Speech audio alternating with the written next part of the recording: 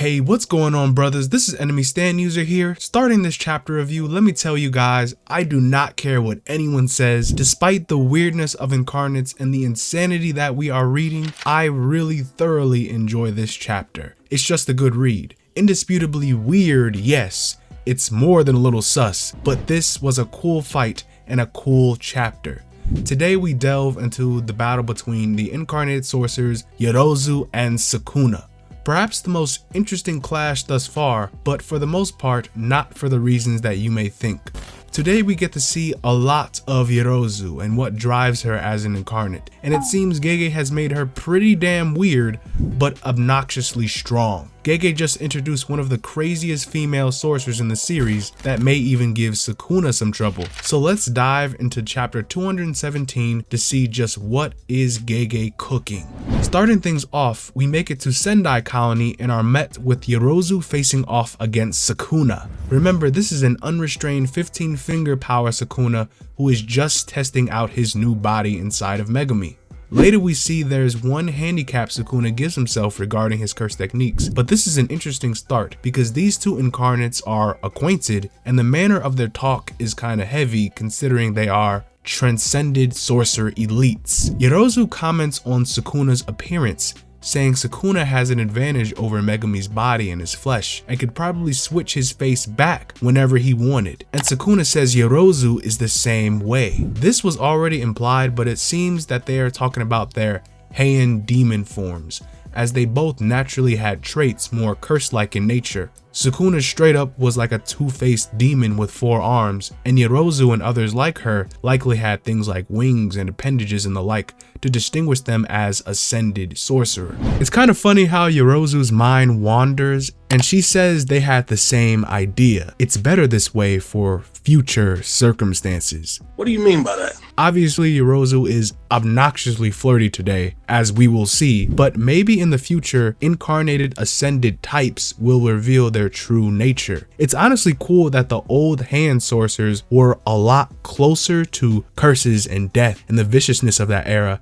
and it probably became a part of them in some way, affecting their flesh. Sukuna wonders what Yorozu means, and then he just scoffs at the idea, saying, "You can't possibly think that you're going to survive this, right?"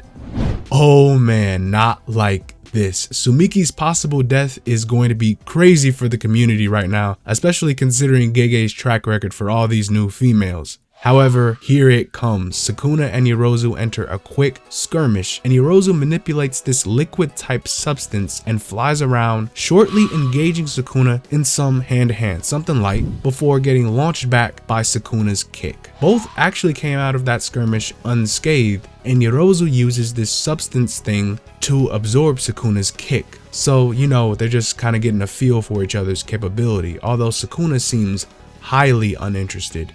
Yorozu kind of stalls the battle, and then we see her true feelings as she mentions Angel was there too, yet she didn't notice your presence. I assume she's talking about how Sukuna was inside of Yuji, yet Angel was with Yuji for days and still failed to notice that he was the fallen. But apparently Yorozu knew as soon as she saw Yuji, and her reason was because of that connection of love. It's because of love. Yorozu is very strange, going on to say she wants to be the one to kill him, and she wants him to be the one to kill her. But this is the interesting part. If Yorozu wins in any capacity in this battle, whether Sukuna dies or lives, he will give her everything. It's not like Sukuna would ever lose, but if he were to ever fall to Yorozu, that defeat is death to him. Whatever you wish to do to my corpse is up to you. And man, what a wild statement. I mean, that is wild. You know Sukuna a dog, if defeat might as well be death. So Yorozu goes full fangirl yandere mode and entertains the idea even to marry Sukuna, and Sukuna casually agrees to those terms. Yorozu jumps with joy onto that fantasy. She treats this as a promise, as a no-take-back vow. She will be the legal wife of Sukuna. No other maidens, women, or concubines allowed. The wedding ceremony will have 3 villages destroyed, and it's like we're really going full yandere mode, huh? Yorozu is the type of psychopathic fangirl to go head over heels for Sukuna. I mean, she had some old ritualistic crap where they made haiku poems and decapitated handsome men and eat monkey brains. This fantasy is so out of pocket. I did have a good laugh with it though. Yorozu knows full well whose body that is and what relationship Megumi has with his sister. They're siblings, but that will not stop her from loving Sukuna, no matter what body he's in. I mean, at least Sumiki and Megumi aren't blood related in any way, so yeah. The Mei Yui Yui thing was far weirder, but I'm gonna let that one slide though, cause Mei's cool, but Gege really do be having these insane relationship moments out of nowhere. Of course, Yorozu is psyched. She's got the whole life planned out with Sukuna, and nothing will stop her love. Sukuna continues their battle though as he summons the divine dog seal and calls forth multiple demon dogs.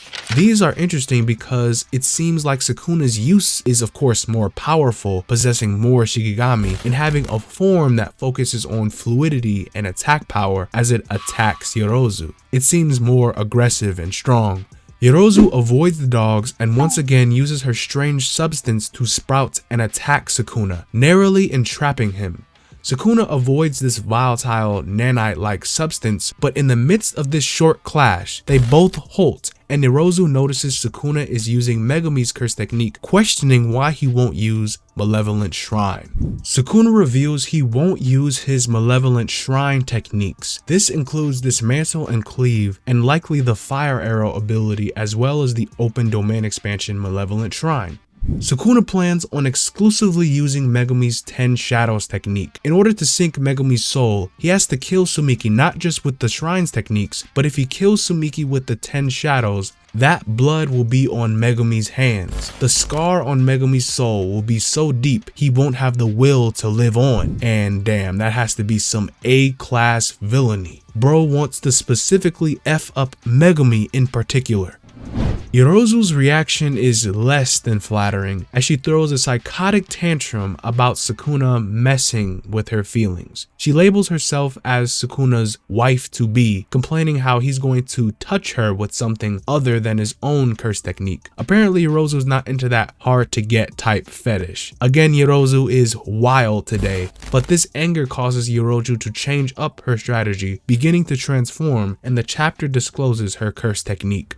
Yorozu has a construction sorcery type ability almost identical to Zenin Mai's construction. This construction technique can replicate any substance that she has knowledge of with enough practice. Her abilities are limited when it comes to creating some type of special curse tools, but the sort of weapon Yorozu actually manipulates is a kind of semi-autonomous liquid metal that maintains its physical property while also changing its volume and shape with curse energy. Think of it like nanites that freely form to whatever Yorozu can manage. If you wonder where this metal comes from, just like Mai created a bullet from nothing using cursed energy, Yorozu also manifests this metal with cursed energy. So construction is a particular technique that allows the creation of objects outside of a domain expansion without said objects disappearing. Yorozu uses this liquid metal construction to create an artificial armor of flesh inspired by strands of evolution. Obviously, this armor is based off of insects and is very brute-like in form. It's probably something extremely tough and powerful, but I know you brothers see it. You see the panel. Our goat Sukuna is using Furu's incantation and summoning Mahoraga as a test fight. This is Sukuna's first time summoning Mahoraga, and no 10 Shadows user in history has tamed this beast. However, no user has ever been him, the strongest sorcerer in history, Sukuna. What I wonder is, what will Mahoraga come out like? I'd assume it just summoned in its basic form because it hasn't been tamed yet, but if it somehow matches Sukuna's cursed energy, it's gonna be a little bit more monstrous. Gege is definitely cooking right now. We have a break next week, and our guy must be crafting a real banger if Yorozu fights against Mahoraga. I see a few takes here and there mentioning Sukuna taming it would be kinda bad or take away from Megumi, but Sukuna is obviously just stronger and he's plenty capable. What's really stopping him from taming Mahoraga? He's hitting 2 birds with 1 stone right now. He'd tame Mahoraga and Yorozu would be defeated.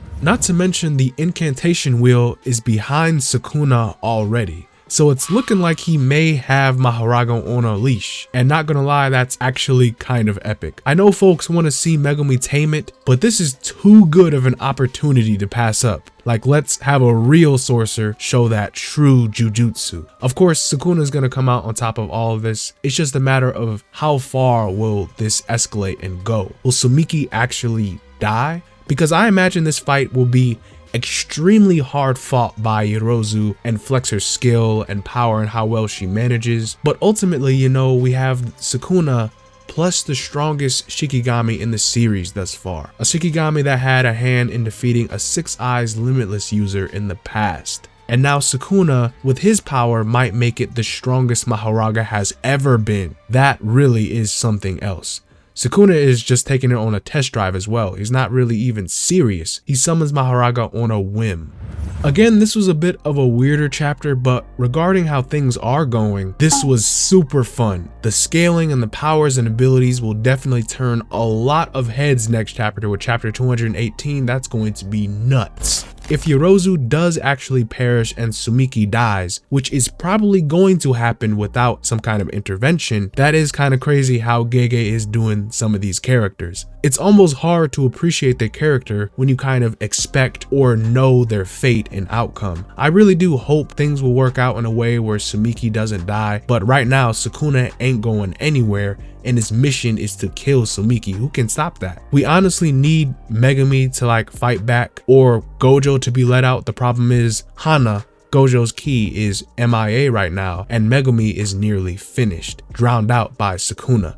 So let me know what you guys think. This was a fun chapter. I really enjoyed it. I like the Sukuna focus going on right now. Things have definitely been unique, but the sheer shock now that he's out and about brings immense hype. But that's it for this review. Again, we got a break next week, so look out for some possible JJK power scaling videos I want to do and discuss some things and matchups like that. But I'll see you guys later. You guys have been awesome. Take care, and I'll see you brothers in the next one. Bye-bye.